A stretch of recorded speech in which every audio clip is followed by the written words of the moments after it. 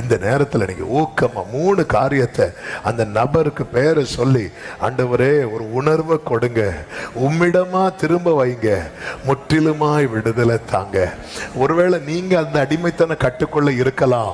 இந்த 3 அந்த நினைவு கூட இல்லாம போக பண்ணுவார். ஆமென். எப்ராஹிம் அவன் ஐயோ நான் தப்பு பண்ணிட்டேன்னு சொன்னதும் கர்த்தர் என்ன செய்தார் தெரியுமா? அவன் எனக்கு அருமையான குமாரன் அல்லவோ, எனக்கு பிரியமான பிள்ளை அல்லவோ, அவனுக்கு உருக்கமா நான் இறங்குவேன்னு சொல்றார்.